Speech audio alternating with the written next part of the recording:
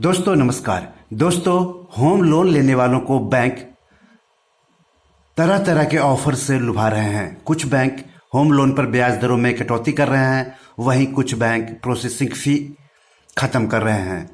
तो इसी सिलसिले में कोटक महिंद्रा बैंक ने भी होम लोन पर ब्याज दरों में कटौती की है। बैंक ने होम लोन की ब्याज दर में 0.15% की कटौती की है। इस कमी के बाद बैंक की होम लोन ब्याज दर घटकर 6.75% सालाना रह गई है। होम लोन की नई दरें 1 नवंबर से लागू हो गई हैं।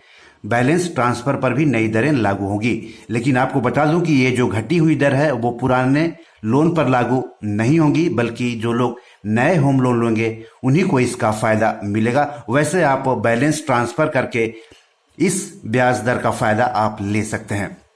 तो चलिए, अगर आप कोटक महिंद्रा बैंक से होम लोन लेने के लिए सोच रहे हैं तो जान लीजिए कि होम लोन लेने की क्या क्या क्राइटेरिया है। तो अगर आप नौकरी पेशा हैं तो आपकी उम्र 18 से 60 साल होनी चाहिए। अगर आप स्वरोजगार करते हैं तो आपकी उम्र 18 से 65 साल होनी चाहिए।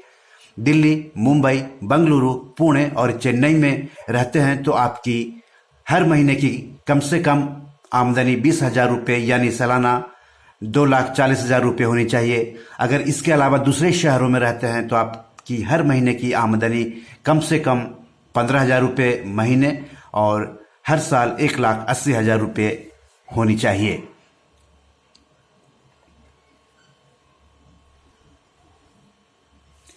प्राइवेट लिमिटेड या पार्टनरशिप फर्म में काम करते हैं तो आपको कम से कम ग्रेजुएट होना जरूरी है कोटक महिंद्रा बैंक से लोन लेने के लिए। अगर किसी सरकारी कंपनी में काम करते हैं या फिर बहुराष्ट्रीय कंपनी में काम करते हैं तो इसके लिए एजुकेशन की कोई मापदंड नहीं है। अब है कि क्या क्या दस्तावेज चाहिए। अगर आप कोटक महिंद्रा बैंक से होम लोन लेने जा रहे हैं तो आपके लिए जानना जरूरी है कि क्या क्या डॉक्यूमेंट्स अपने पास रखने चाहिए होम लोन एप्लीकेशन देने से पहले। तो पहला है पासपोर्ट आकार का ताजा फोटो एक, सभी आवेदकों के पैन कार्ड की एक एक कॉपी। कई बार कई आवेदक लोन के लिए अप्लाई करते हैं तो सभी आवेदकों के पैन कार्ड की एक एक कॉपी होनी चाहिए। सभी आवेदकों के आधार कार्ड की एक एक कॉपी होनी चाहिए। सभी आवेदकों के आवासीय और पहचान प्रमाण की एक एक कॉपी होनी चाहिए, ये जेरॉक्स होना चाहिए। सभी आवेदकों की सैलरी स्लिप की एक एक कॉपी होनी चाहिए। जिनकी आमदनी पर विचार किया जाएगा उनका 2 साल का फॉर्म 16 और इनकम टैक्स रिटर्न की रसीद होनी चाहिए।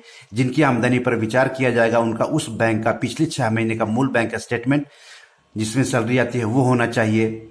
पहले से चले आ रहे लोन की डिटेल्स होनी चाहिए और प्रॉपर्टी से जुड़े सभी दस्तावेज होने चाहिए जब भी आप लोन के लिए आवेदन देने जाते हैं तब।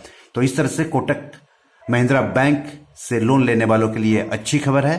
तो आज इतना ही। नमस्कार।